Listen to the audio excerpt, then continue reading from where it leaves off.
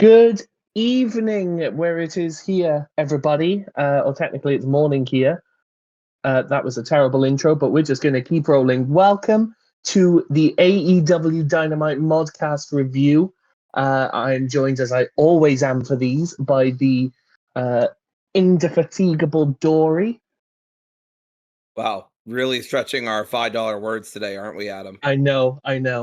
Look, Yeah. This is the problem. We used to record these earlier in the day, so I would be a lot more lucid. Now I just have to dig deep into my very expensive education to even get a word that describes you.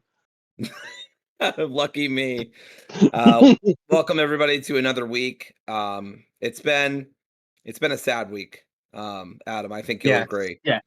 We very recently, and I mean very recently, lost a legend, a wrestling related legend who, everyone will agree had personal struggles, some troubles that maybe don't hold up well in retrospect.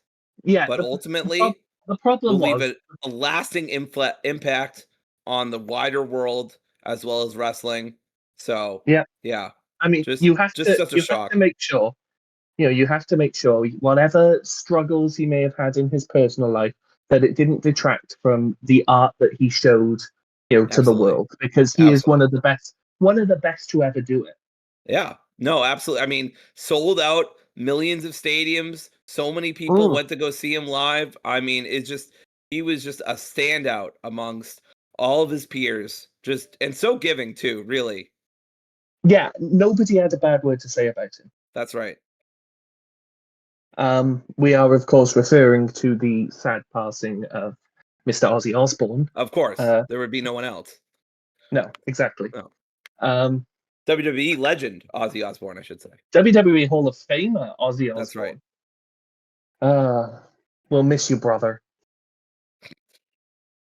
But let's carry on, shall we? And by the way, fuck Hulk Hogan now and forever. I don't usually, very, very briefly, we'll talk about this. I don't usually take any kind of joy in people passing. And I mean, I still wouldn't say I took joy in it, but man, my first reaction when I heard he died was I was like, oh, word? Hell yeah. Yeah, I sort of read the news, because I was completely detached from wrestling during the day. I literally got an alert from the New York Times telling me he had died, and it was like an hour after everyone else knew. So I just sort of came in, everyone was sort of talking about it. I was just like, oh my God, holy shit. Never thought I'd see the day. Good stuff. Yeah. Heck Hogan, terrible wrestler, did a lot of damage to the industry. And, let nobody fool you online or wherever by saying, oh, well, we don't have wrestling as we know it today without Hulk Hogan. I mean, they're right, but they're saying it in the positive. No, wrestling without Hulk Hogan today is unionized, is a far better deal for the wrestlers itself, has a lot less racism in it, and overall is a much healthier scene if he had never existed in it. Don't let anyone ever gaslight you into thinking that Hulk Hogan was a net positive for this industry. It wasn't. He was a racist piece of shit. He was a fascist, and I'm glad he's dead. Now let's get on to talking about All Elite Wrestling, because hell yeah, fortunately, possibly one of the most base decisions Tony Khan ever made in his life, banned Hulk Hogan from day one. And as far as I'm aware, at time of recording, they have not put out a single solitary word about his death. And as long as that keeps up, they will have my undying respect. Might as well. Yeah. So we'll carry on. We'll carry on as normal, and we will talk about someone who, in many ways, is the absolute antithesis of Hulk Hogan. Because kicking off the show tonight, we have to talk about our. I'm still going to say new. It's still fairly new. Our new world champion in All Elite Wrestling, Mr. Hangman Adam Page. World champion. Our new men's world champion. Thank you for picking up on that, because he would want me to. Yes. But our new men's world champion, Hangman Adam Page. It still hasn't sunk in for me, I don't think, yet. I don't know why. But every time I see it, I'm like, oh my God, he's the champion.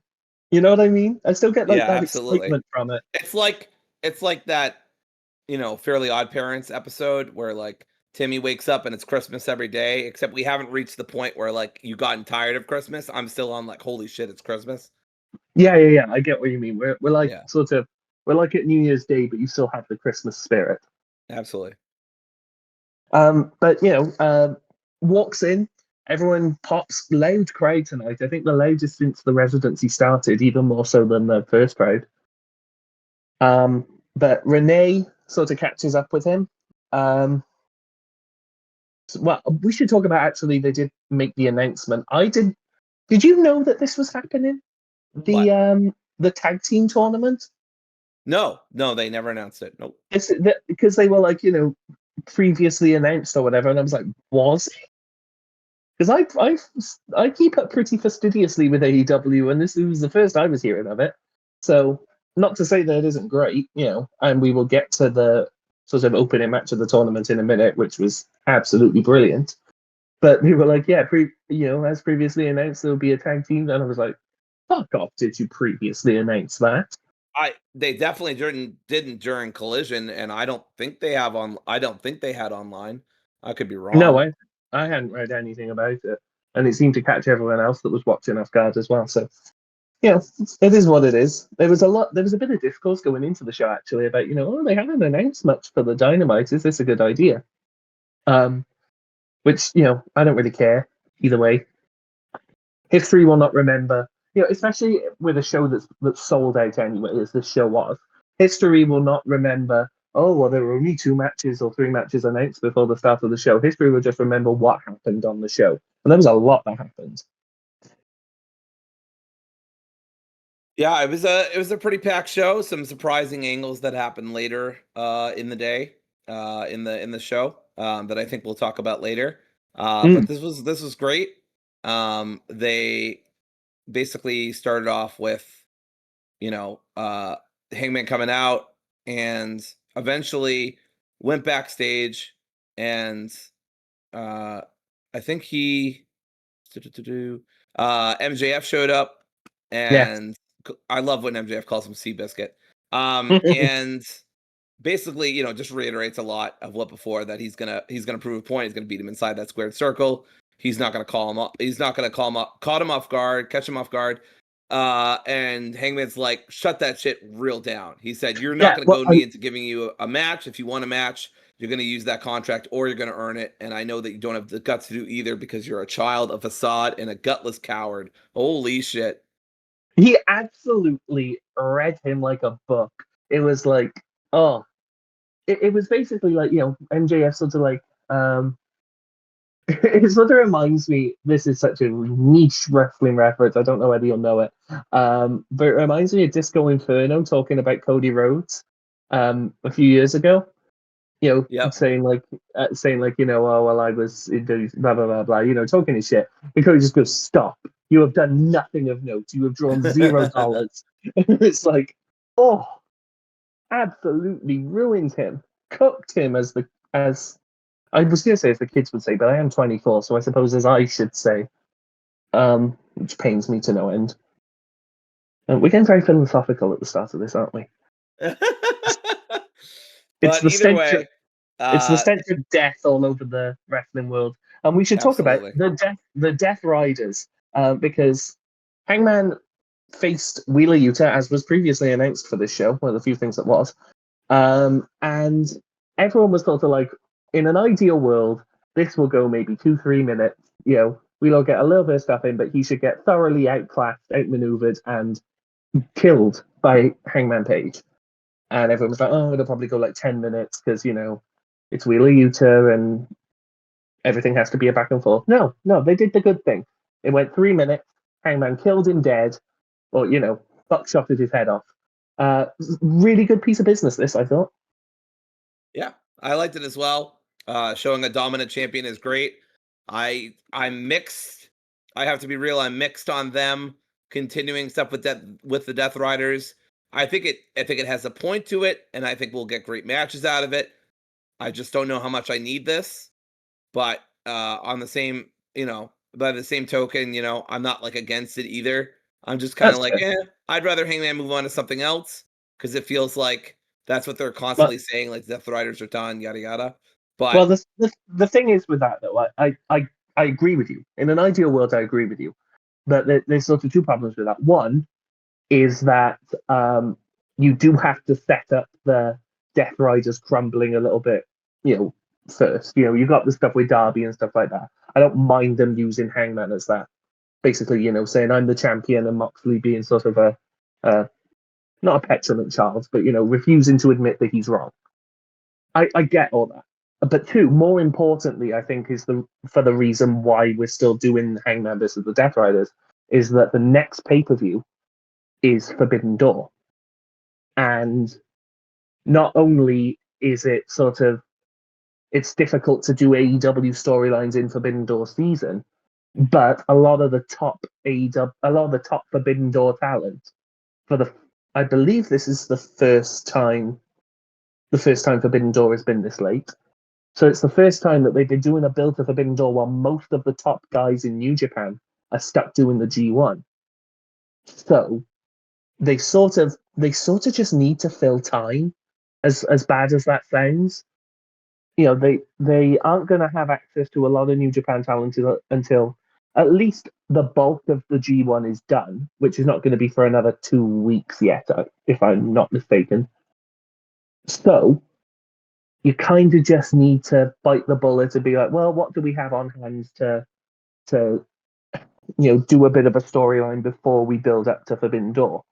And you can do a lot worse as a sort of filler feud than Hangman Page versus Jon Moxley, because as announced later on in the show, they are going to be having another match next week with an interesting stipulation, which I appreciate, because if it had just been another sort of singles match, I would have been like, what the fuck are we doing here? But they have clearly showed what they're going to be doing here.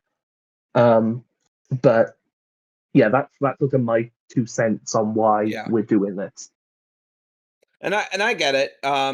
I'd still probably take the NJPW Rising Star versus Hangman over this. But again, I'm not like against it, and I get that we have to do the whole NWO Sting thing with Darby. But my point was that most of the the New Japan Rising Stars are currently indisposed doing the G1. No, I get that. But again, I would rather them you could just cut video packages, you can do stuff across seas. I'd just rather that than the Death Riders, but it's not a big deal. The problem with that is though, I'm not trying to sort of argue the toss with you here, but it's like if you did that, video packages doing across seas, A, that's a lot of travel. The logistics of that are very, very difficult. And B, then you've got Hangman just doing video packages for the next 3 weeks straight after he's become, his incredible win as champion. I think that's a bit of a wet fart in terms of at least he's doing stuff. You get what I mean? Yeah, I just don't think it's much of substance or something that we didn't literally just see. And also, I didn't mean people flying over. I just meant people doing video packages NJPW. I think also you could have a top star that is willing to lose an NJPW, and then like some of his lackeys that aren't in the G1, because it's not the whole roster, right? I mean, there are some people who are not in the G1. I don't watch NJPW, so maybe I'm underestimating. Well, it's a lot of like. In all honesty, my mind is drawing a bit of a blank as to who isn't. Besides Ishii. Besides Tomohiro Ishii. But like, I mean, I wouldn't. Now that we're mentioning it, I wouldn't mind if we just had like a quick 3-week feud between Hangman and Ishii. That match would be incredible. Hangman just crossing his arms, looking all like happy and shit. Ishii just looks at him, and Hangman's like, "Sup?" But anyway, we've gotten off track. Yeah. Either way, this is where we're at. Speaking of, like Hangman versus the Death Riders and stuff, if we are going to do it, I like the story beat of this, which is that Hangman sort of, once he'd done once he won the match, he started beating the shit out of Yuta even more, got the chain, the one that he hanged Jon Moxley with, went as if he was going to hang Wheeler Yuta as well. Oh, by the way, beat him up with the chain. Wheeler Yuta, one of the best bleeders on the roster. The man hit a fucking gusher. He looked, he was a proper Crimson Mask out there, which I always respect. I could never, even if I were a wrestler, I'd be shit scared of running the blade. So people who can do it like that, they have my respect. But regardless, he went to hang Wheeler Yuta, but he doesn't. He just says to him, who's coming out to help you? Because noticeably, the Death Riders, the Pack, nobody was coming out to help Wheeler Yuta. Nobody was coming to stop him from suffering the same fate as Moxley. So you just sort of planting the seeds of Wheeler Yuta, like, you've been having Moxley's back, and you've been having sort of Claudio and Marina Shafir's back. When the chips are down, they're not doing the same for you. I don't know. I liked it. I think Yeah, that no, Wheeler I Yuta, liked it as well. I think we're definitely setting up, at least to some extent, Yuta breaking off from the Death Riders down the line. yeah, definitely. But after that, we had a video package backstage from your forever ROH Women's World Champion, the Fallen Goddess, the American Joshi, the even more superlatives I am running out of words to say. I love Athena so much, Dory. um, Your yeah, next AEW Women's World Champion, Athena. That's what I'm going to do. Let's stick in the landing. I like this a lot. I mean, they're basically redoing the Minion storyline from. I mean, they're redoing it as if it never happened, as if it never had a conclusion. And they're kind Because of it didn't. what? Because it didn't. Right.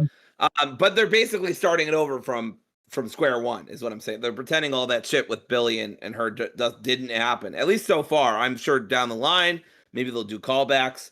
But at least for now, Billy's the loyal minion who has slightly different aims. The only part where they were differing was Billy would, claim that she would beat Tony and then said, no, you just got to take her out. Don't beat her.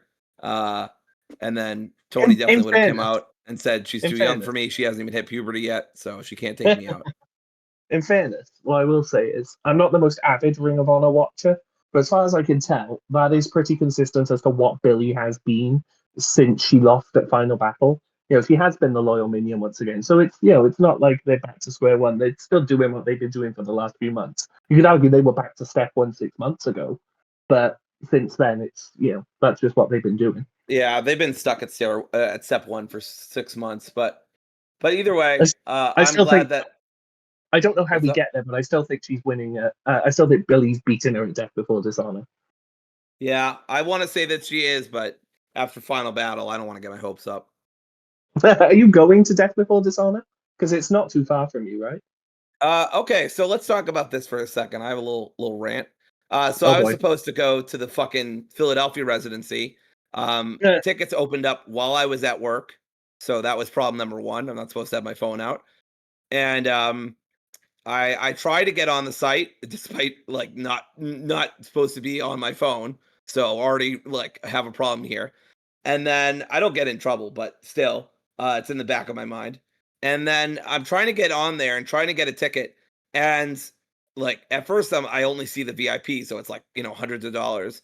And then I switched to like desktop site, which is better for some reason on mobile, and it's like between 33 and 82 or something, which is good. So I go to click get some tickets for the 27th show and the 29th Death Before Dishonor show. And it wants me to put in a fucking password. I have no idea what they're talking about. So I look up a bunch of pre-sale tickets. I ask for help in one of the discords that I'm in. Nothing works. I'm like, okay, I'll try again later on my lunch break when I'm allowed to have my phone out and just see if it goes better there. So by the time I get on lunch, which I'll say is only a couple hours later, so I didn't wait that long. I never got an email about the pre-sale, by the way, or else I would have done pre-sale tickets. But they never did the newsletter for me. I'm pretty sure I'm in the AEW Insider stuff. Anyway, they never emailed me, so I had no idea the pre-sale had already happened, and they never said it on TV that I can remember. I was paying pretty close attention. I don't remember ever hearing it. Anyway, by the time I went on break, 2.5 hours later, or whatever it was, even an hour and a half later, all the tickets were sold out. They're all gone, except for Death Before Dishonor, but it defaults to $82. And I'm sorry, I like ROH a lot. I'm not spending $82 for tickets for an ROH pay-per-view. I'm not doing that. But every other show besides the last Collision and Death Before Dishonor is already sold out. It's either sold out or they've stopped selling tickets, which amounts to the same fucking thing. besides the VIP stuff. So I'm really bummed. I was really excited about going to Philly, but because of the way that e-tickets, I don't know why, I can't believe I'm saying this. I don't know why I couldn't use Ticketmaster. I tried immediately to go on Ticketmaster, but it's only through this dumbass site that made Yeah, I me, think yeah, I read somewhere that because I subscribe to WrestleTix, the ticket right. tracker thing. He's mentioned that getting a sort of count for that is basically impossible because they don't use Ticketmaster. They use what I can only assume is like an exclusive ticket site for what is now the former And it sucks. ECW Arena. It well, at Yeah. least in this case, it sucked because it required me to use a password, and I had no password, so I couldn't buy tickets when I was able to. And then when I checked back, even an hour and a half later, they're all gone. So I totally got fucked over. I don't blame AEW for this, by the way. I blame the 2300 Arena, or I blame this website that they have for them. I don't know why the fuck they're not using Ticketmaster or any other site. Live Nation, I don't care. Who Somebody. just who just thought that we'd be begging for fucking Ticketmaster? I You know, know. I feel bad. Pearl shit. Jam, please forgive me. Eddie Vedder, please forgive me. But god Do you know how damn, I'll take shit? Ticketmaster over this shit. Yeah, do you know how shit you gotta be for everyone to be like, God, I wish we were using Ticketmaster right I now. know. I feel bad saying it. I don't even like Ticketmaster. Their fees are exorbitant. But I mean, there's no other choice. Like, there's no other options either. Like, the resale is garbage. It's like $160 for tickets to the Dynamite show I wanted to go to. I'm not paying that for Dynamite. So yeah, not going to Philly. Really bummed. I'm hoping to make New York work at least in December. So hopefully I can do that much, but we'll see what happens. But yeah, anyway, I was gonna go to Death Before Dishonor, but as you just heard, it all got kind of fucked up by me being at work and the e-ticket site or whatever it's called being a piece of shit. So that was fun. Well, on the bright side, that means that we'll probably get a really excellent Death Before Dishonor Yeah. because you're not there. And that'll probably mean Billy will fucking win, by the way. Yeah. You know it's I coming. can't wait for that. I'm gonna be so mad when she fucking wins it. That I can't even tell you how I'm so mad just thinking about it. I'm gonna be so fucking mad. All the money I spent, Adam, all the fucking money I spent to go to New York, goddamn city, go to Final Battle to watch Billy definitely win in my mind, and then not be able to make Death Before Dishonor work. Oh, and she wins. uh, God damn the it, amount, the TK. amount Why of do you hate me so much? the amount of Schadenfreude I can feel right now is paralyzing, but it's amazing. But Um, at least we got this fucking awesome match between yes, JetSpeed we did. and FTR. That I knew this match was gonna rock as long as they got enough time. And as somebody pointed out in one of our chats, they always get time because they're FTR, which I'm glad Yeah, for. exactly. They're basically like Yeah, the Mercedes Moné of tag team wrestling in that they always get a lot of time for their matches. I specifically mean in that way.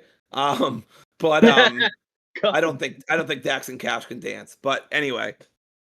can't believe Dax Harwood blacked up for this one. I I mean, I knew he was a big fan of that metal vocalist for Swerve, but this is ridiculous. Oh, Jesus Christ, don't remind me of that. I knew you'd like that. But yeah, seriously, this match fucking ruled.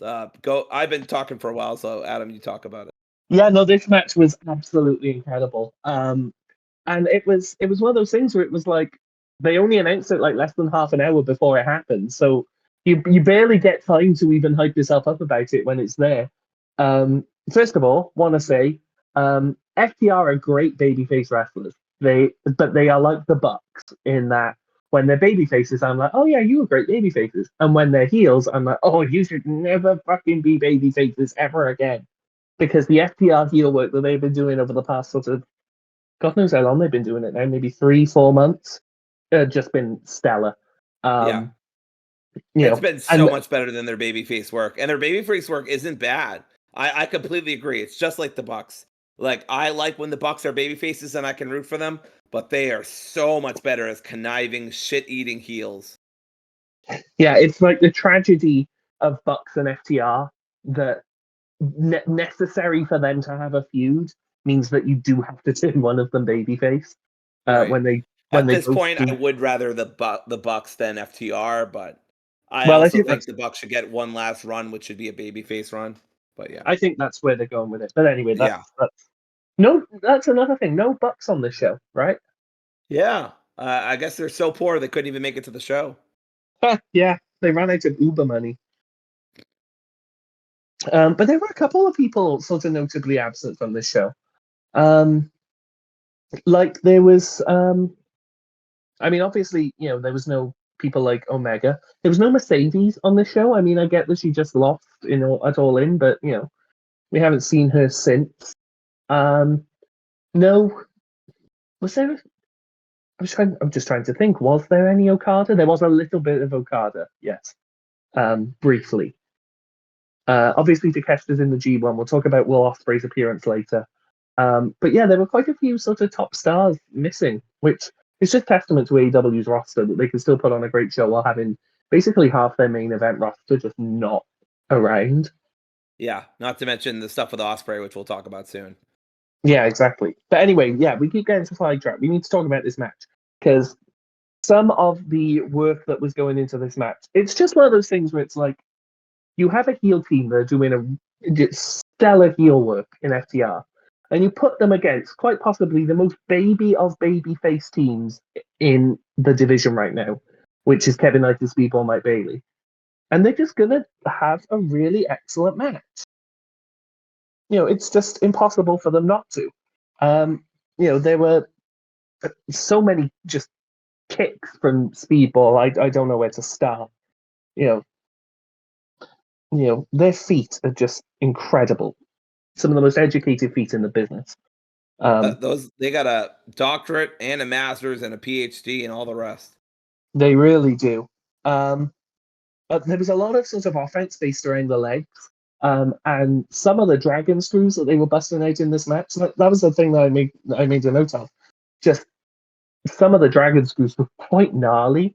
Not to the level of, like, if anyone remembers Zack versus Brian at Forbidden Door. No, not Forbidden Door, Wrestle Dream. Not quite that bad, where it looked like Zack had absolutely broken his leg. But still quite sort of, oh, Jesus. Because I sometimes think the dragon screw can look a bit tame, where it just looks like, they just sort of take a back bump, and it's like, oh, well, why are you moaning about your leg? Nothing happened. But some of these was like, oh, they're getting some real talk on this. Anyway, sorry, that's just me nerding out about like a basic move. Was there anything you wanted to sort of add? There was just so much going on in this match. Yeah, there is a ton. They just had amazing chemistry between all four of these guys. Knight looks so good. The amount that he flies up in the air with his drop kicks. FTR had the stereo sharpshooters. The suplex splash combo kept getting set up and then either getting denied or getting reversed. So I really liked that. They did this like Doomsday styled elevated drop kick as well as a corkscrew acai moonsault from Bailey over the barricade. That was incredible. Yeah, incredible. Yeah, just so good. I mean, I'm just reading like shit off the AEW website in terms of moments. But one of my favorite parts, I don't know why this sticks out for me, but they when they were able to, when the FTR was about to hit the pile driver on one of them on the walkway, I think it was JetSpeed, or I think it was JetSpeed. I think it was the Jet, Kevin Knight. Educated guess. Yes, I know. Hey, I got to be right, 100%. But anyway, I think it was Kevin Knight. I don't remember though. But I just love that he did a backdrop because it defied my I'm like, oh, okay. Well, obviously he's gonna hit the pile driver. He always hits the pile driver. He's gonna hit it on the outside. Maybe they'll go for an early win, or maybe this will be a really cool like false finish kind of thing. But no, like the JetSpeed got a ton of offense on FTR. I was a little surprised by how much they got in general. I mean, not in a bad way. I'm pleasantly surprised. But one of the, it was good. Oh, sorry, it was very good. One of the spots I remember was that FTR kept trying to do the powering the glory. Right. That's what I was referencing earlier. Yeah. Oh, did you talk about this already? Yeah. Well, I just said that they kept trying to go for that suplex splash combo that they love. Yeah. But one time, I think it was sort of towards the, I don't know, 2/3 into the match. Cash hits the. Dax hits the superplex. But Cash goes for the splash. Kevin Knight sort of gets the knees up, And Dax is still lying there from the superplex, and Speedball just gets up like from out of nowhere. The cameras don't catch him until he's just about to hit a really excellent shooting star press. Like a lot of people do a shooting star press nowadays. Shout out Matt Slidell for he didn't innovate it, but he is the person I always think of whenever someone hits it. But a lot of people hit it. None of them quite look as good as Speedball, I don't think. Especially, I know the Ultima weapon is different from the shooting star press, but I do sort of wish that Speedball would use the Ultima weapon more as a finisher in AEW. I get that he's using, was it the Hurricane, the spin kick.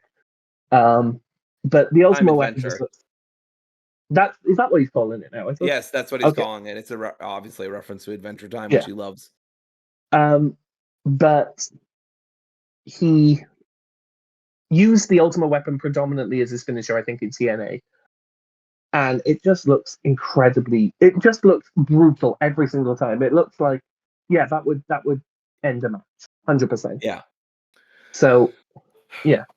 Anyway, speaking of ending the match, eventually Knight was able to counter a slingshot powerbomb into a Hurricane Rana, which also looked really good.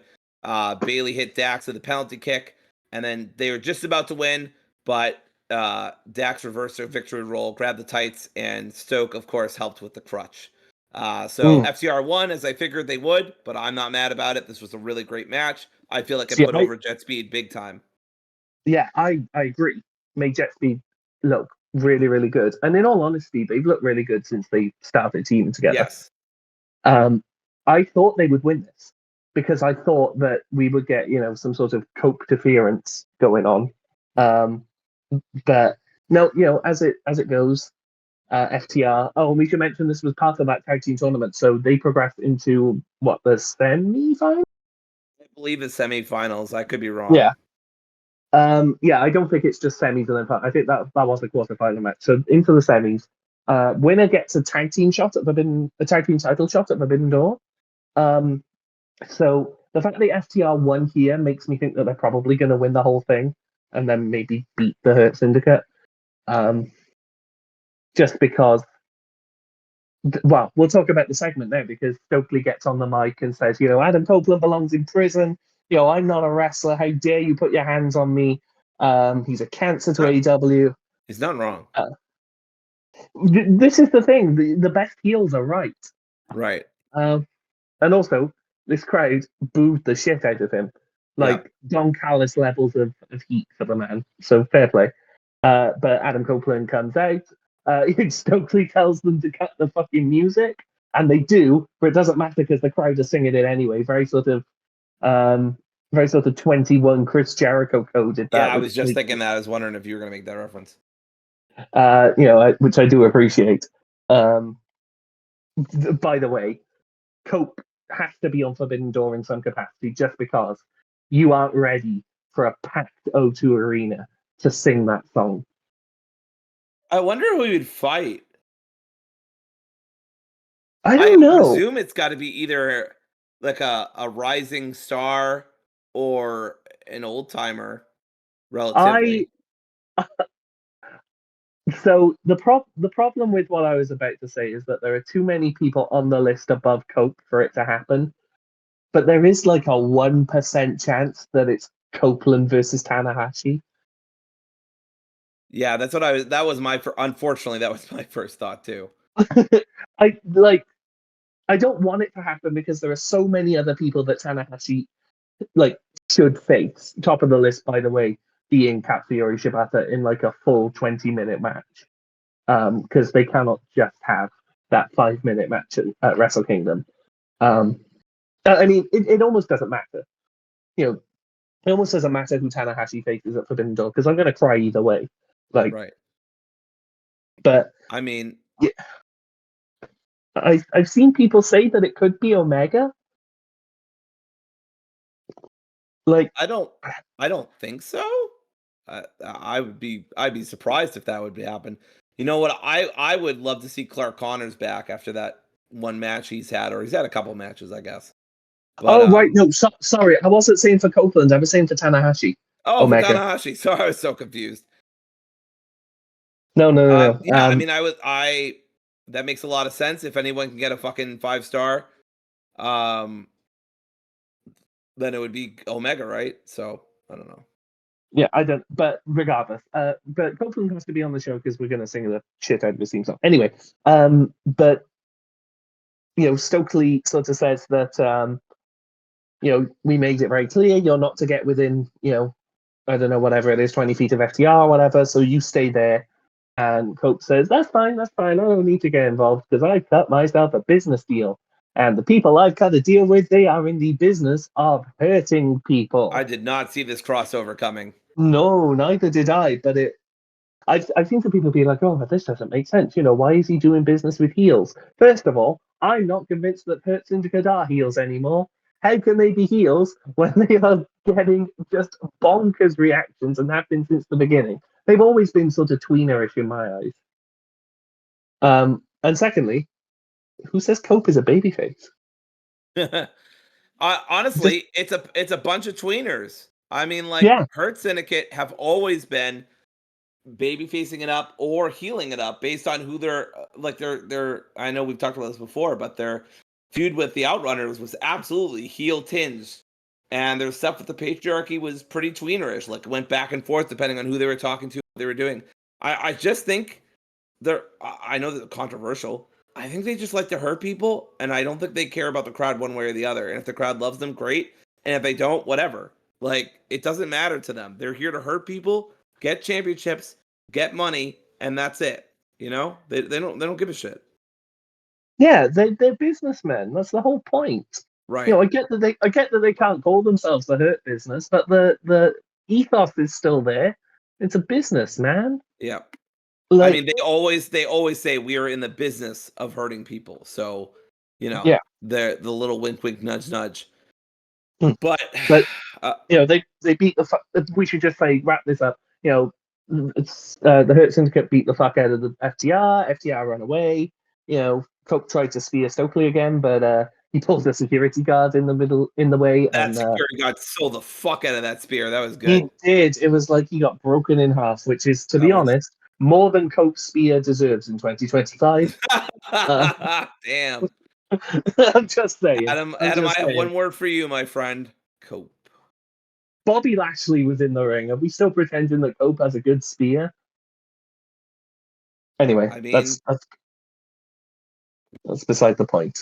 yeah, Speaking of Lashley's people, probably got a better spear. I would say Cope probably does have the worst spear in the company, but I don't I think was it's a going to say, bad. I still don't think it's a bad spear. no, just bad in comparison. Speaking of Right, people who right. have a No, I better agree with that. Okay, I agree with. I agree with you. speaking of people who have a better spear than Adam Copeland, we need to talk about the patriarchy. Goddamn. I know. We need to talk about Christian Cage and his conspicuous absence, in this segment because his bastard sons have killed him. Nick Wayne, he talked. Nick Wayne is great on the mic. I'm glad that he gets the time to talk. Didn't really say much that we didn't already know.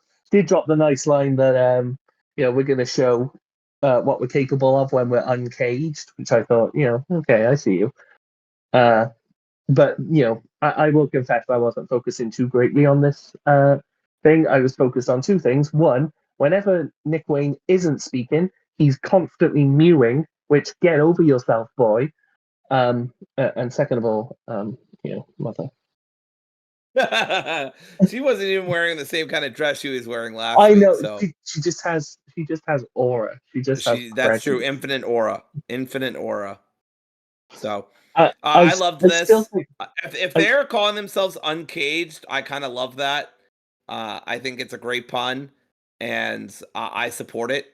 I think this is clever and not in a I don't know, too meta way. I think it's genuinely like clever. I don't know I if it's their new name or they're just calling themselves the matriarchy, but I kind I of think genuinely uncaged is better than the matriarchy. no, I genuinely think they should go full matriarchy with it. Oh. I sorry, I just prefer that. I mean, I'm biased because I love Runaway. Well, I mean, I do too, so I understand. I still go back. I still go back, by the way, to when she became an active sort of presence in the patriarchy. Well, I don't think it was called the patriarchy at the time. When she sided with Christian Cage, and then she started cutting a promo. And I know I'm not alone in this. Everyone thought, oh no, what the hell is this going to be like? Because she hadn't had any, we've never seen her do anything like that. It was Right. whether it was going to be like cringeworthy, whether she'd know how to even cut a promo or manage a crowd or whatever. And then she just goes, she's getting booze on whatever. She's goes, you a mother?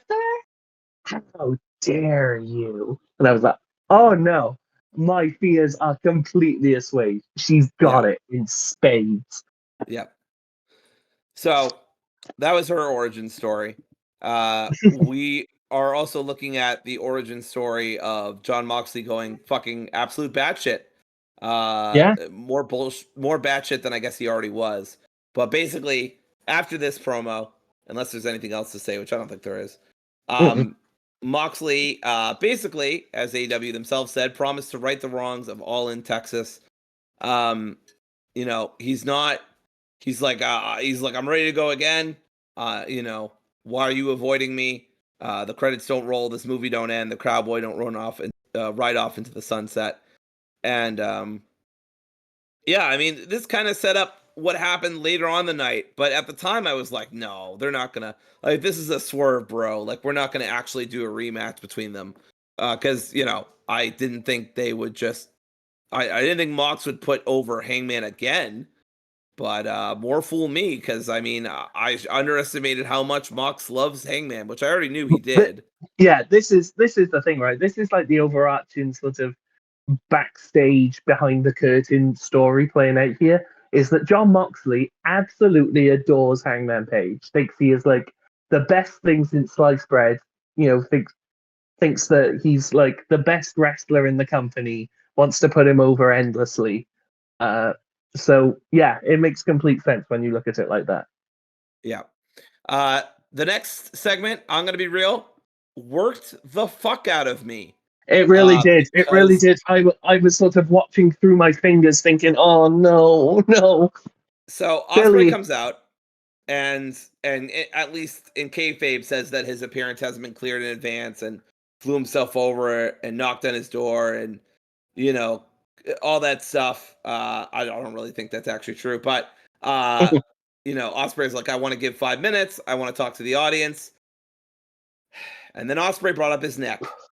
And Yeah. I immediately went, oh Mm. shit. Like, do we have a fucking I'm I don't think I thought this at the time, but like in retrospect, like I'm surprised my brain didn't go to the worst case, like Danielson Oh, levels or something like my that, right? my brain fully went to the worst case because there's one point when he's talking about the specifics of it, and he was like, my C3, I think it was his C3 down to his C6. Yeah.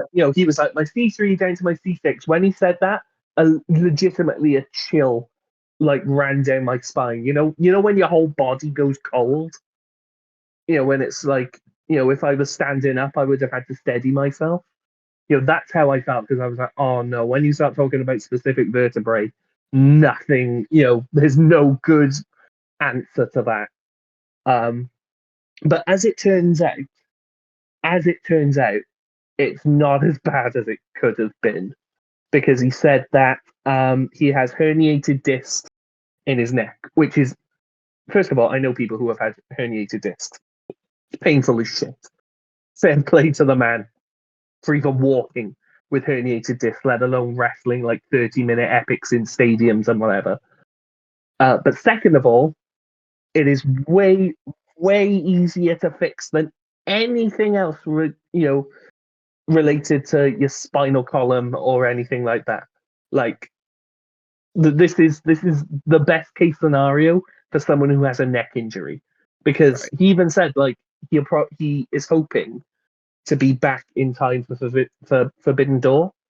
And for what it's worth, I don't think he'd say that if he didn't was like almost 100% guarantee that he would be back for Forbidden Door. Right. That's not something that you put out there. You put the worst case scenario out there, and if the worst case scenario is, oh well, I hope I'll be back for Forbidden Door, then he's going to be back for Forbidden Door. Immediately put my mind at ease. So yeah, this could have been a lot worse. It seems like too they are still going to continue on with Swerve and Osprey fighting the good fight against the Death Riders. So it seems like that'll continue once Forbidden Door happens or after. Not sure. Mm. But either way, next thing really excited me. Yes. Willow called out Tekla. Oh no! First of all, we need to talk about the little vignette of Sky Blue, Julia Hart, and Tekla. Oh, I didn't. Let's see. They didn't even put that in there. Boo. Yeah, no, just a little vignette of sort of hyping up this new stable that they've Now, got some going. people say that their name is the Triangle of Madness. I'm not sure if that's verified or not. I've heard the Sisters of Sin, I don't know. which makes me think that there is no official name whatsoever, and people are just Yes, putting whatever they want. I don't think AEW has given them. They even said that we're not sisters. I forget what they said they were. We're coworkers, so they didn't say that. Yeah, We're not close sisters. friends. We're coworkers. Yeah, we're not close friends. We're just coworkers. That's right. History will Tony remember them Schiavone. as coworkers. They were just good coworkers. But anyway, no, this was fucking cool. It's Tekla, Oh my Sky, God, they were and coworkers. Julia just doing a bunch of poses, saying some real cool spooky shit. I like spooky shit, by the way, in my wrestling. I mean, not all the time, but I don't mind it every now and then if it can be done well. And I absolutely believe all three of these women can do it well. Mm. Oh, apparently they are officially called the Triangle of Madness because All Elite Wrestling put that's the caption. It's a Triangle of Madness. Okay. I'm I down mean, for it. yeah, it's not too bad. It's not what I'd have gone for. But then again, I don't know what I'd have gone for, so I haven't really put that much thought into it. I'm just very glad that these three are together because it just makes very logical sense. Yep, absolutely. But now we will talk about Willow Nightingale. Yeah, so Willow basically they're still teasing the stat stuff, not sure where that's going, but she's trying to put the Mox Death Rider Statlander stuff behind her because Hangman is now the champion, so she's trying to move on a little bit. And she wants to mix it up with some of the new girls on the roster, according to her. And so, she wants to mix it up with big techs, she says. And talks about Tekla's Spidey sense. So A, yes, God, yes. And B, I'm very excited for this match whenever it happens. Indeed. Also, is there music going on behind you? Oh, there is. I totally forgot that was in the background. Incredibly unprofessional podcaster. Absolutely disgraceful. You know what's funny too is earlier I was dunking on somebody else's who we will not name's production, and then I pull this. Disgraceful, awful. You should be ashamed of yourself. But yeah, Sorry, I wanted beautiful music on for my dog. Fuck your dog. You're talking to me. Fuck them kids. All yeah, right. Anyway, fuck them puppies. Okay, Jerry Lawler. I was trying to say, not in the Jerry Lawler way. But yeah, after that, a very intriguing segment because we had the Hurt Syndicate backstage after post killing one of the greatest tag teams of all time. Good for you. Renee wants to know what's going on between them and Adam Copeland, and so does MJF, who wants it shot and proceeds to basically bitch about why are you helping him and not me? I'm literally part of the group. What are you, some sort of lackeys for Adam Copeland? Blah blah blah blah blah. And Bobby Lashley, MJF is sort of mid-screed on MVP, and Bobby Lashley just grabs him and properly puts him up against the lockers, hand on throat. Like, I wasn't expecting this. At least I wasn't expecting this now. I know. It does feel very sudden, but we've known that Lashley doesn't like Max, and the only reason he let him in is because Max proved he could hurt people. And so he said, we don't need your help with shit. We're not your lackeys. Every week it's I. And as far as I'm concerned, I want you out of the Hurt Syndicate, which was wild.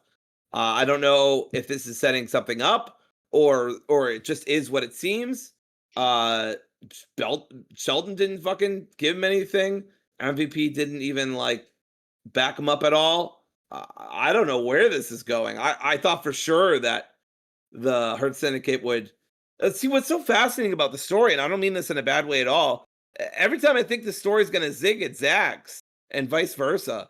So I've been pretty glued to my seat when it comes to this story because I just never fucking know what's going to happen next. It's So I'm really definitely one of excited the to see what more happens. definitely one of the more intriguing angles that AEW have run recently. Not in terms of like sort of absolute fan interest, although people are into it. Right, But like you say, you can kind of tell the story beats of other storylines. It's interesting, but we've seen similar things before. This one, it's like literally every time I think they're going to do something, they do the opposite, or they do something that I've never even considered. And right, it's like, and it oh, doesn't feel forced, and it doesn't feel cheap. It yeah, feels it interesting. doesn't. It's not the case that you used to get when a certain other old man was in charge of a certain other company, where it would be like there's an obvious story beat, and then it's like, oh, well, we're gonna swerve you just to swerve you. It's like Vince Russo they has set. struck again. Yeah, I gotta be honest. I was thinking like 20 times WWE, just fucking Oh, Vince go. Well, I was thinking sort of Vince going. Well, that's a bit obvious, even though the obvious thing is good. Why don't we do this batshit crazy thing instead? It's not that. It's very much a case of there are multiple ways this could go. I think it's going to go this way, but it could go this way, and then it goes a completely different way, and it's like, oh my god, okay. And this is I don't know where it's going. I mean, Shelton and MVP didn't explicitly say, yeah, we want you out as well. They just sort of didn't stick up for him. right.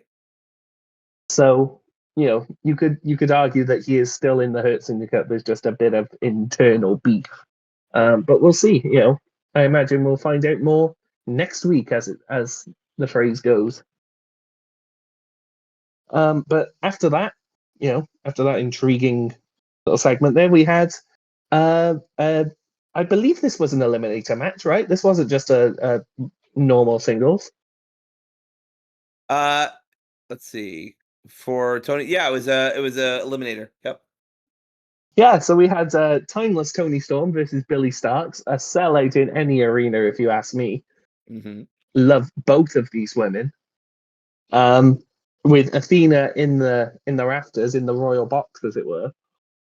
Uh, there's a few shots in this match where Billy's just sort of, killed Tony because Billy Starks, even though she's 20, she'll get you, like, hard hitting woman. Um, but there's a few moments where Billy's sort of got Tony reeling, and she'll just sort the camera will frame so that Billy sort of focus on the match, and Athena will be in the background looking over, just sort of maniacally laughing. I thought, oh, that's some really excellent camera work, proper puppet master energy. Absolutely. Yeah, I love her having. I think somebody said yesterday, like a proud parent kind of look, or proud minion overlord kind of look. It's Mm. just great every time. And I love their relationship. I mean, there's a reason why they're running this angle back. It's because it was really really good. So yeah, this match was super fun, and I liked a lot of what I saw from both people. Of course, I wish they had gone longer, but it's on TV, so I'm just glad it got the time that it did. I liked Billy's leg sweep that she did to a super Mm. kick. That was a really nice moment in the match. Yeah, it was a very. I mean, Billy's had a few of these moments sort of on TV where it's like, um, she will just go out there. I think she had a match with Mercedes a few weeks ago that was really really good. Um, she's been doing excellent work consistently down in Ring of Honor, and every now and then she will get that moment to shine. On a bigger stage, so to speak, in AEW. So this was one of those things. This was one of those moments where it's like, oh yeah, she is very clearly the future of women's wrestling in AEW. One of those that you want to keep around by hook or by crook. Absolutely. Yeah, she's got such a future for herself. Even at 20, she's one of the best women's wrestlers in the division. She's one of my favorites too. I'm very excited for when she inevitably turns on Athena and has her own run. You can tell even with, she's trying to heal it up. The crowd just loves her too much because she knows ball. She's just so good at what she Yeah. does. It was also interesting for Toni Storm to have an opponent where she's like, oh, I probably shouldn't kiss this one. Yeah. Yeah. I think Tony's like what, 10 years older than Billy? Yeah, give or take. Yeah. Uh, So like she said, Billy's still hitting puberty. But so yeah, so the match ended with a beautiful sit out powerbomb. I love when Tony does that. As well as a German suplex from Tony. And then went for a Storm Zero, but Billy actually countered it. I actually kind of bid on this for a second. I yes, really, yeah. really wanted Billy to win this. I didn't think she would, but I wanted her to. Just I love Billy so much and was really hoping, it doesn't hurt Tony, and I think it would be great for Billy, but I don't think a loss for Billy, of course, is at the end of the world. She just lost to the world champion, so whatever. But anyway, eventually goes for the TCM chicken wing, Turner Classic movie, of course, and I'm not really sure why she uses this move now, but it was good. And after the match, Adam, do you want to talk about this? I mean, I do, because I love every single person involved in this. Yeah, I love After everybody the except one. oh, okay, No, controversial. no, no, no, not in general, just in this particular scenario.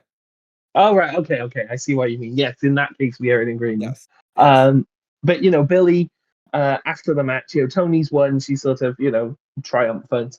But Billy sort of gets back up, clocks her with the belt, uh, waves Athena down. Tony's sort of decked on the floor, throws Aubrey out the ring, which I didn't really, I still don't really understand. Um, I don't know. Do you have any sort of crumbs of information that might elucidate? yeah. I don't really understand why she threw her from the ring. Um, Like you need a referee. I thought maybe they were going to bring out another referee, but then they didn't do it. the So only I thing was I could very think of, confused. is she didn't want Aubrey stopping the beatdown. Yeah, I You know, guess that was probably the thinking. Yeah, but Athena comes down, smashes Tony in the head quite a few times with her clipboard. right. Got her against the steel steps. Hit her with like running knees and stuff. Like actually laid her shit in. Like, oh, we have a dog. Yep. I wanted her in the other room, but she doesn't want it. Oh well, we'll just have to live with the dog. Um, but really sort of nastily going for her, to the point where I was like, are they actually going to do this like right now?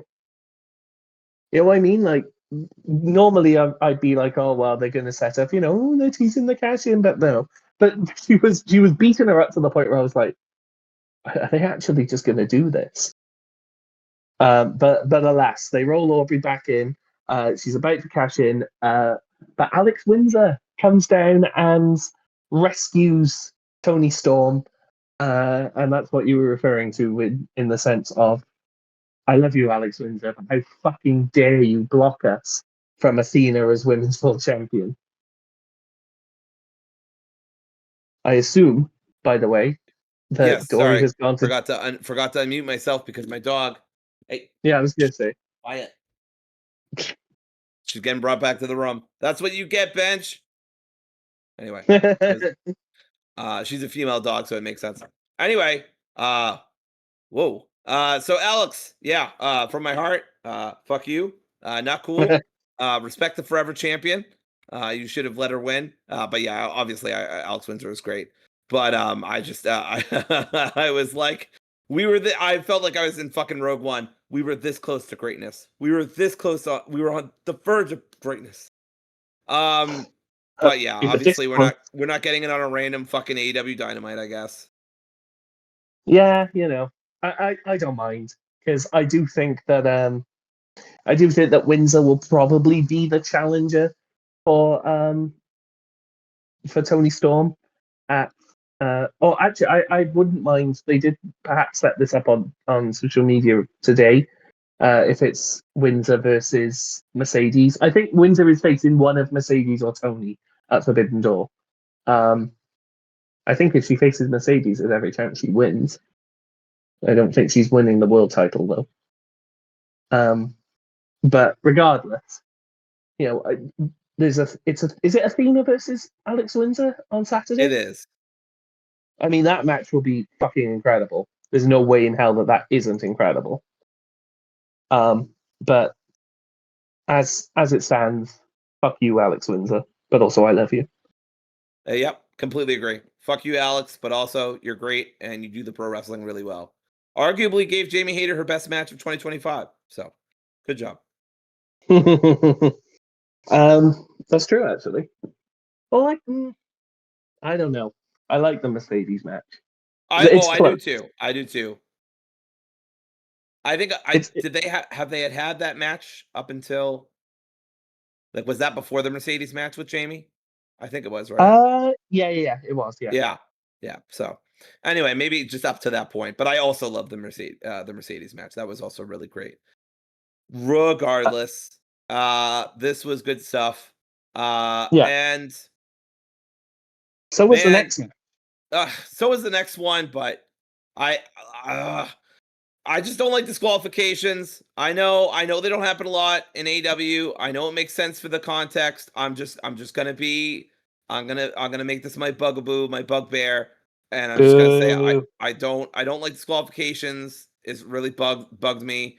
I really wanted a clean finish or give Hetchy like a good amount of offense, but it felt kind of like he just got stomped by Swerve, no pun intended. Stomped by Swerve. And I know Swerve's a former champion and Hechicero is kind of like basically just starting his career in AEW, like on a dual contract thing. So I get it in terms of the hierarchy.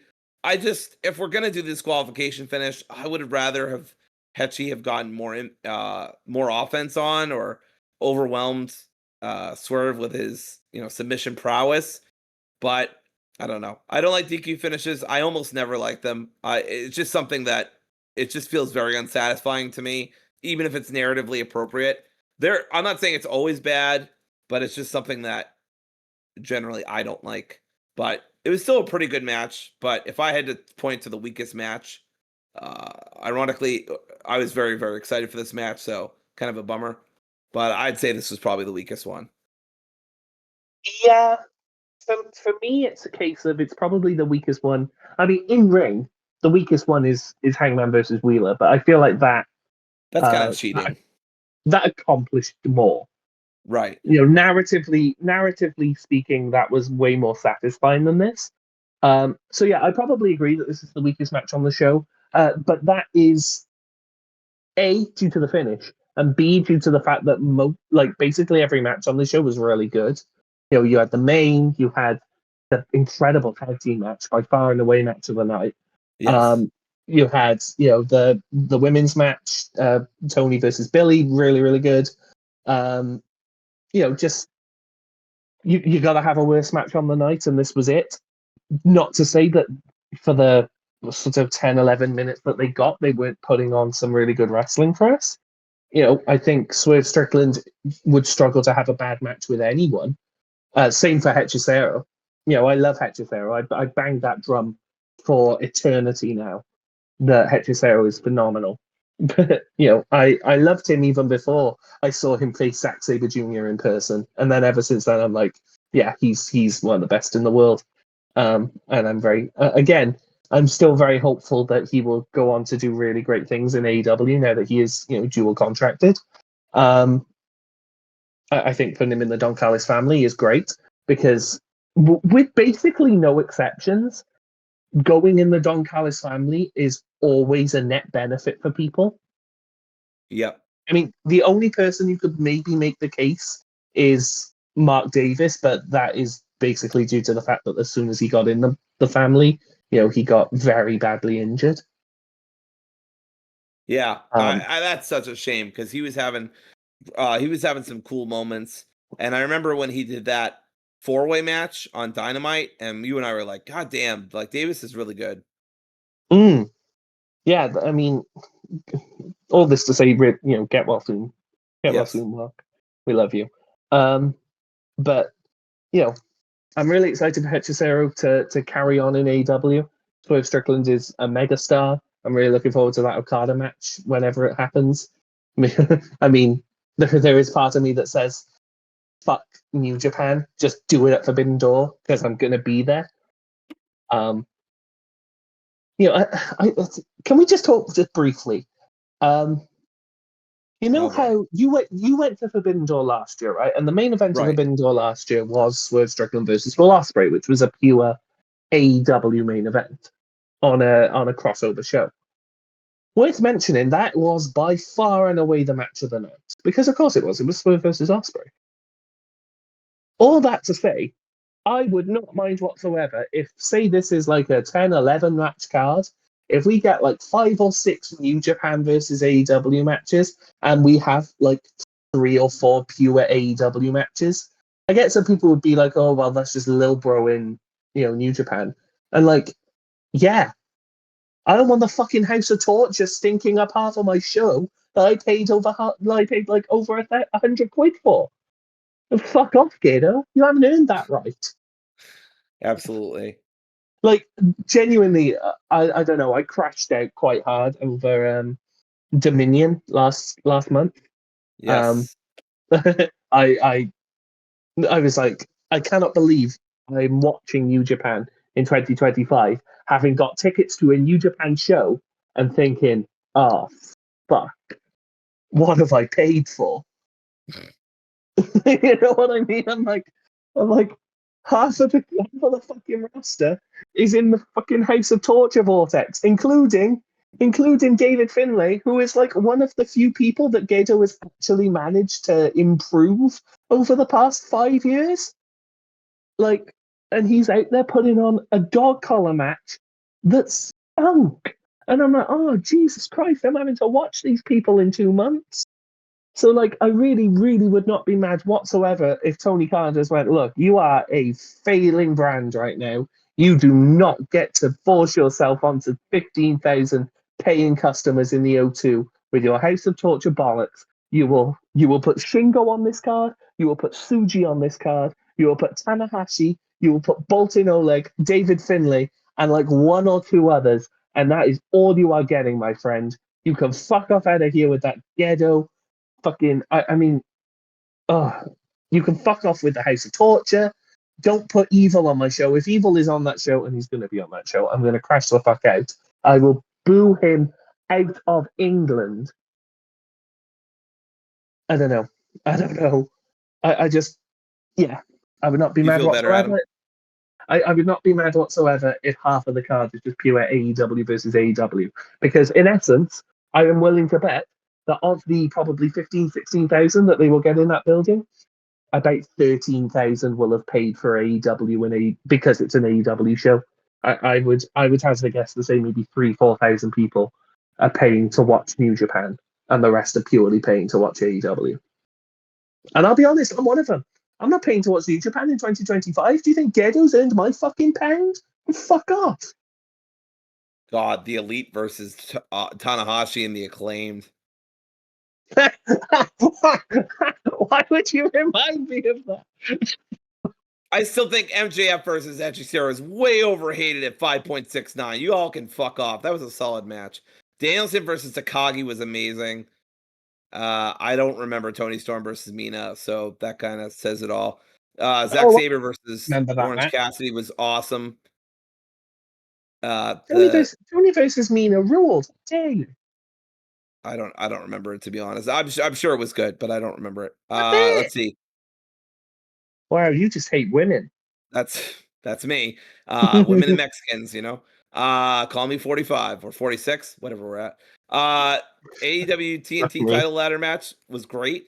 I don't really remember it, but I look at all these people and I can absolutely believe that it was awesome. Hey, I remember. I don't remember everything from that match.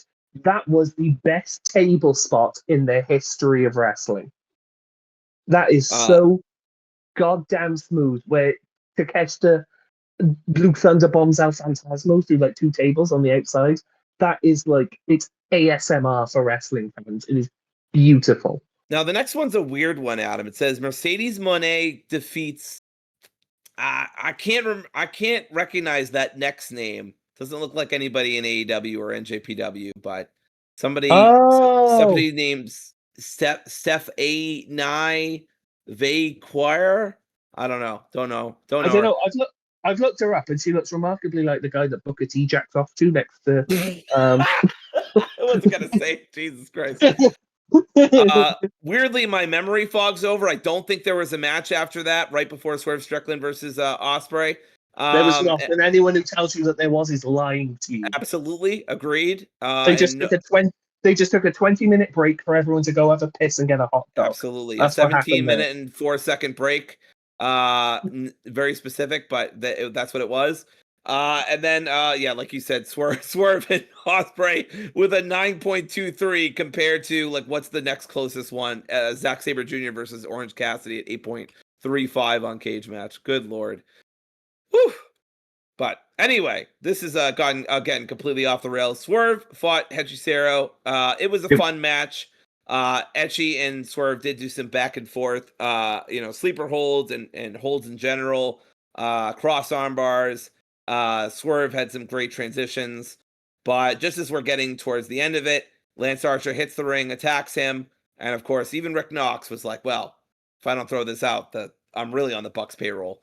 So they threw it off, and Okada was about to hit him from behind. Okada comes out, tombstone him, about to tombstone Swerve on the chair, and then Swerve gets out and is about to, like, Pillmanize Okada, and Okada gets out. So that, booked pretty equally here. Yeah, I get it. Good for them. Good match, but I don't mind the DQ finish as much as you, but yeah, I acknowledge that it's just a thing that really bothers me. Yeah, I will always say that if the choice is a DQ finish versus not a DQ finish, you should strive for not doing them. But I just feel like it's that old thing. If you don't want either of these guys to lose, then don't book the match. But I understand sometimes you want to book two guys that can really go against each other and then just make an angle out of it, which is fine. But I just would rather them do it any other way. But anyway, go ahead. I feel like the best thing to do now that it's happened, is you put Swerve against, who is someone good? Josh Alexander. Perfect example. Put him against Josh Alexander next Wednesday on Dynamite. Have them go like 10-15 minutes and have Swerve win decisively. I love Josh Alexander, but he should not be even getting a DQ against Swerve Strickland at this point. Sure. Yeah, I think they just didn't want Hetchy to lose so soon after signing a contract on a big. Yeah. They didn't want him to take a pinfall. But anyway, we then cut over to Ricochet and GOA. Now, here's what I'm upset about in this segment. All right. Love Ricochet. Love the GOA. What the fuck? Are you telling me it's Alicia Atout? It's not Alicia Atout? This whole time I thought it was Alicia Atout. What the fuck are you on about, Alicia Atout? Atout? It's not a toot. She's not a fart. What are you touting? Are you fucking P.T. Barnum? I thought it was Alicia Atout, like as in to Le Mans, like she's Canadian, so I think it is Alicia Atout. Right. If you're being technical about it, but sure. It just sounds bad. It sounds wrong. Alicia Atout. I don't know. I like Alicia Atout better, but I mean that's the miracle in me. So. Genuinely, that's maybe the most offensive thing you've ever said to me. Alicia Atout. Atout just sounds stupid. It sounds like she's a fart. Are you dying of dementia? What are you on? Has it all? I mean, they've always pronounced it like this, but I finally had to take a stand. I had to say something, and it just really bothers me because every time they say her name, considered saying nothing. What? Have you considered saying nothing? No, I didn't consider saying nothing. I considered speaking my truth and speaking out against Alicia Atout. This might be worse than every time I've made you say Lofty Tannis Del Aire. Look, it's how they say it, and it's what a toot is. All right, so it just bothers me. Disgraceful. Anyway, yeah. Anyway, th- you know, Ricochet and the GOA are tagging together. Toa Leona sounded really good. Good for him. Or was it Bishop Khan? I can never. I gotta be honest. wow, They're phenomenal. No, they're wow. phenomenal. They're a great team. I do struggle. I Um, know, I know. Somebody's looking up from hell right now. Really proud of you. I mean, I just can't tell them apart, brother. All right. Uh, MJF's. Speaking of Alicia Toot's favorite. Speaking of Alicia Toot, her favorite guy, MJF, comes out. Genuinely, when you were saying, I don't get why they're calling her Alicia Atut, I was like, yeah, I agree, because it's Alicia Atut. I was like, I'm ready to agree with you here. Then, but yeah, isn't it Alicia Atut? I was like, oh, Jesus Christ. I think it sounds better. Anyway, Max comes out.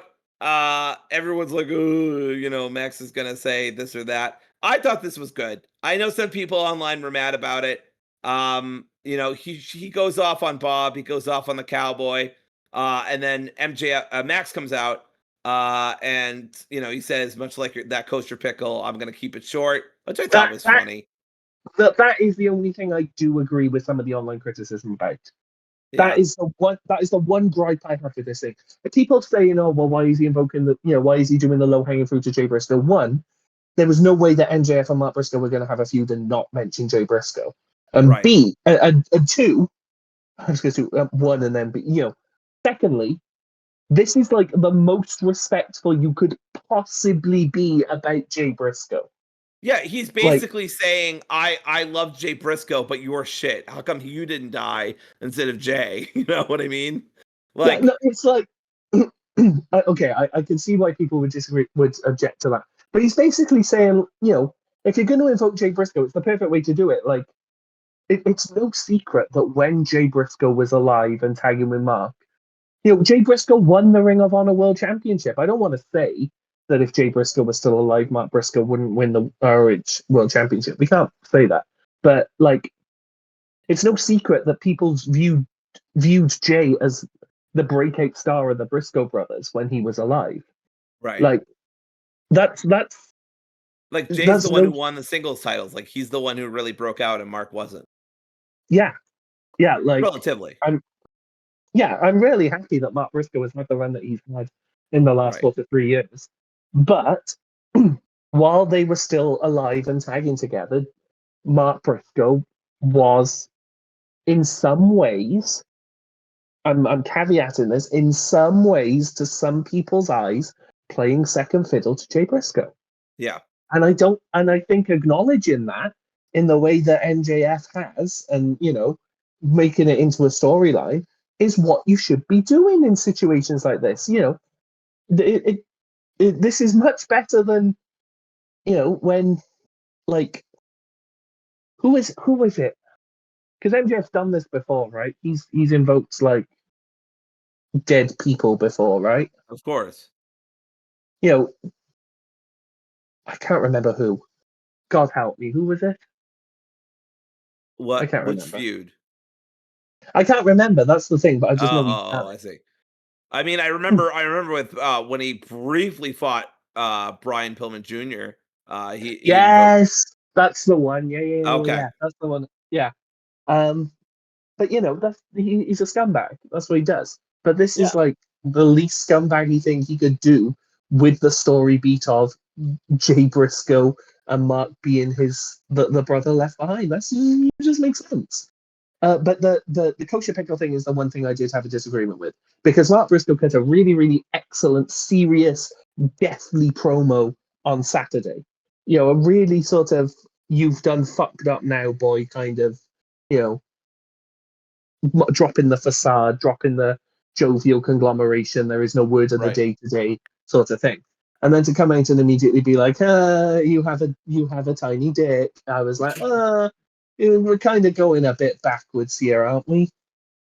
Yeah, I think he's trying to balance the goofy with the serious. I agree with you though. He should be leaning more into the serious, and when he does, it's really good. I did like that when we were talking about when MJF mentioned the I knew another guy from Delaware. We started making Joe Biden jokes. Thought that was really funny. Yeah, he was like, I knew another guy from Delaware. Kim's like, here he, talking about MJF. Here he goes. I'm like, what? He's just talking about Joe Biden. Like, I don't. Okay. But yeah, this was great. I liked it. I know some people don't like the tiny dicks. Look, I don't think body shaming is actually funny or cool. But like in the presence of like an entertainment show where MJF is clearly not the role model in this situation, I think it's fine. But I agree. If I could take one or the other, I would absolutely take Mark dropping those remarks and just being more serious kick-ass. I think we will get that down the line. We already have got, but I think we'll get that more consistently as we get to their all-out question mark match. So I think that's where we're headed. I don't think it's Forbidden Door. I think that would be. I mean, it would be great, but I think they keep building it until we get a blood feud match. Like I think they're going to do some kind of death match or something. It wouldn't surprise me if we get MJF versus Mark Briscoe on like a Dynamite in the next couple. Like I'm thinking back to when we had MJF versus CM Punk, and they did the show in Chicago, and MJF beat CM Punk there. Yeah, I'm thinking we might get the first match on the Dynamite, maybe when they go to like, I don't know, Cleveland. I know that once they've exited this residency, and then at All Out we have the big sort of bloody end of feud, whether they want to do another dog collar match or some sort of that would be great. death. Yeah, it would be and also it would be perfect because Jay Briscoe's last match was a dog collar match, right? Yes. So like I think that would be a really excellent story beat. I know you're gonna hate me for, well, maybe you won't hate me for saying this, I don't know, but the MJF Punk feud, oh man, that is a favorite of mine. One of my favorite things that AEW has done. I know everyone's gonna hate me for it because CM Punk, blah blah blah, but goddamn, when that feud was going on, absolutely locked in, 100%, 200%. Yeah, that's fair. It was the best thing. It was the best thing going in AEW at the peak of its popularity. So how can you say anything else? I will say that in terms of like pure storyline, it's still top 5 for me. I will say that things like Swerve and Hangman and Mariah versus Tony have topped it for me. I agree. I do agree with that. But yeah, it has a special place in my heart for sure. Anyway, what does not have a special place in my heart? Not because it was bad, but just because like compared to the things that we just talked about. Is Mark Briscoe fighting Claudio in the main event of Dynamite? Question mark? I guess. Yeah, Dory, do you know what isn't the best feud of all time? Yeah, Mark Briscoe versus Claudio Castagnoli. No, I'm sorry. I was trying to make a transition, but yeah. Hey, look, just because I nailed one transition in 2016 doesn't mean I can nail them all, Hey. Boom. I was going to make a really mean joke then, but I thought that's too hot. That's too hot to broadcast.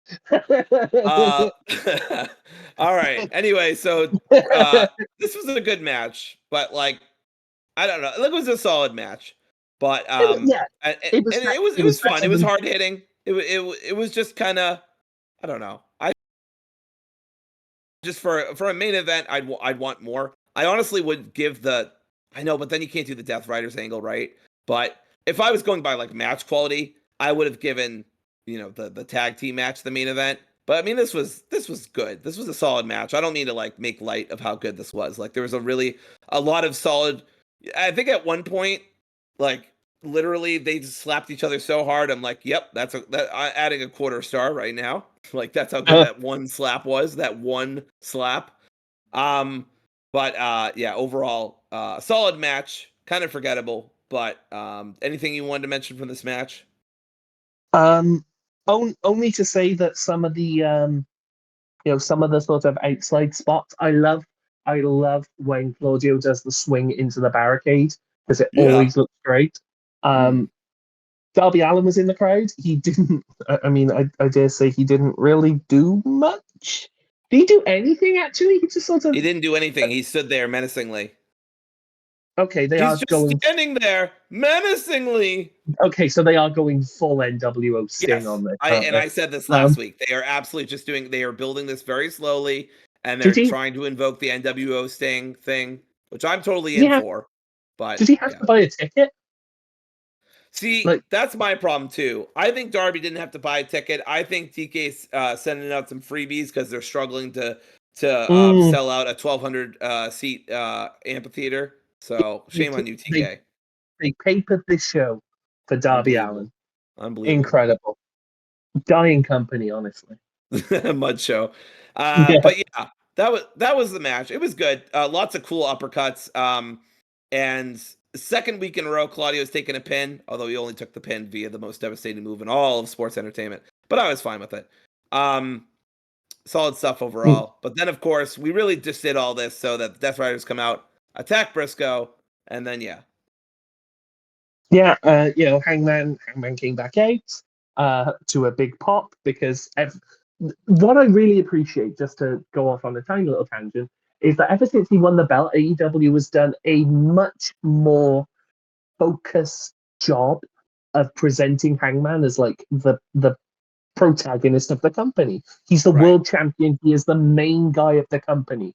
He is bookend. I think he's literally bookended, both Dynamite since, since he won the title. He's been the first thing you see and the last thing you see on both Dynamite since he won the title, which is not accidental, and it really speaks to like AEW is trying very, very hard to sort of, in some ways, right the wrongs of the past, and in some ways, sort of, make sure that going forward that Hangman is the top guy in the company.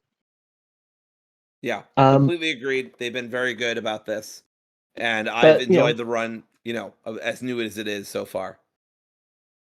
Yeah. But he gets on the mic with Moxley and says, when you said to me that I didn't want Texas Death, you lied. And when you said that, I didn't have what it took to get up every day and be at the top of the company, I think you believe that. But Hangman's going to prove it because next week on Dynamite, he's going to give you that rematch that you kept talking about. But and this is the one thing where it was like when they when he was like, I'm gonna do the match again, I was like, oh wow, really? Okay. But it was very much just when I think I'm out, they drag me back in because he's like, I don't want any of your Death Riders. I'm the champion now. You will listen to me. You'll play by my rules. Everyone, he said everyone but a referee, and you were reading a bit too much into this. Look, they said everyone but a referee, and my mind immediately went 1999, 2000 Attitude Era, where I'm like, okay, special guest referee Wheeler Yuta, let's get this storyline going. But yeah, you're probably right that I was. Yeah, no. Basically, the whole crux of the issue is that he can't rely on the Death Riders to, cause chaos and get the win for him. So it is pure Hangman versus Moxley, two men in the middle of the ring having a wrestling match. No bollocks, no shenanigans, no Death Riders, just two men having a wrestle. I imagine it probably gets like 20 minutes. Give it a full sort of main event feel. It'll be brilliant because Hangman and Moxley, even when they're not doing Texas Death matches, have really great chemistry. And yeah, Hangman will beat him clean as a sheet. And I think this, like I say, I understand people saying, like you were saying, that you wish that they were doing something else with Hangman's first sort of few weeks as champion. I get that, but there is still unresolved things, not necessarily between Hangman and Moxley, but with Moxley's character. And there is no greater vehicle for change and for growth in a kayfabe sense than the world champion. So I don't mind the use of it. And also the match will be godly. It really will. Yeah. I don't know how I feel about this. We will just see during the day of. It's not something that, like, I don't know, super gets me excited. But again, I'm not against it. And I respect Mox, most of all, putting Hangman over, picking that one guy that really gets his, his wrestling feelings going, if you know what I mean. And, just really wants to put that guy over as much as he can. So, Yeah. I don't know. I mean, I'm looking forward to it regardless. And I'm again, we've said this for the last sort of few months now. We're very lucky, by the way, that we started doing this podcast just as AEW got hot again. Can you imagine if we were having to talk about having to spend 2 hours every week talking God, about I AEW would have been in the Dynamite in fucking like trenches, half-heartedly, 2024. half-heartedly defending some devil shit or whatever. Yeah, no, guys, you really don't understand it. The masked men are good, you see. Adam Cole being in a Adam Cole being the devil while being in a leg brace is really, really good. Leave me alone. Oh my Yeah. god. Can you imagine if we had to spend you talking for 2 hours about when they aired the footage from All In? Oh Jesus God. Christ. Can you imagine? I mean, Can you imagine if we had to talk about Billy Gunn versus Jay White? you're really going through the hits. Can you imagine if we had to talk about Jeff Jarrett versus Jeff Hardy for the fucking Leatherface belt? Okay, but that would have been fun. Fuck you, that would have been fun. I draw the Okay, but line there. it was fun, but it was dog shit. It wasn't Tony good, but Khan was leather. it was stupid Tony fun. I Khan was liked it. Leatherface story. You cannot convince me that Tony Khan was not Leatherface. I hope he was. It looks just like him. It's his entire build. Oh, Jesus. I will also defend the God, the revealing the putting the footage up. I am glad they did that. I think it did Jungle Boy / Jack Perry a world of good for a little bit, but then they didn't really capitalize it, and he's just gone off and done his DIY shit ever since. So I think that's more of a failure of follow up than anything else. But Yeah, I'm that's fair. still hoping my scapegoat comes home soon. I Look, would love a reinvigorated heel Jurassic Express. I know that's going backwards, but I mean, it doesn't have to be. You could have it as a heel and revitalize it and do something different, but we'll see. yeah. I mean, look, he's got Luke Perry millions. He's doing crazy DIY things, and he's banging Anna Jay. What more do you want from the guy? He's living his best life. Yeah, he's living a pretty good life for certainly for some people. But all what I was saying, just to say, thank God we are doing this podcast in a time where Dynamite is consistently very good, and this was a very good Dynamite. I know we've had things that we were, a bit gripey about, but overall, Yes. this was a very good Overall, Dynamite. this was a very solid episode, and yeah, don't get it twisted. This was a great episode of TV, and I'm excited for what's going to happen. I'm looking forward to Forbidden Door. Bummed that I can't go to Philly, but excited about what that what that will look like. I've been to the 2300 Arena. I went to the Stardom show, which had Tony Storm at it, which was super fun. And so I've been there. I know what the space looks like. I know what it is to sit there. There's really not a bad seat in the house. So I'm excited for everybody else who's going, and hoping that I am able to go when they inevitably do New York residency at in whatever the fuck it's called. I can't remember. I can't believe I'm forgetting what it's called. But the Hammerstein. Hammerstein. Thank you. The Hammerstein. So I'm excited for that as well. Hoping to get tickets. Hopefully they don't. They tell me when the pre-sale comes out, because then I can fucking get tickets, because that's usually how I get tickets. Yeah, But spoiler alert! I did email Tony Khan to blacklist you from those from those promotional things. So it seems that my tactic has worked very, very well. yeah, apparently. But regardless, that should do it for us, right? Yeah, There's nothing more that absolutely. we need to talk about. And I don't think also, so. I desperately need a drink because I've drunk my drink thoroughly and Yeah, my throat is very. you thought about Jay White versus Billy Gunn a little too much. Oh, Jesus Christ! Um, look, My look, favorite 3-star match of all time, by the way. just don't get me started.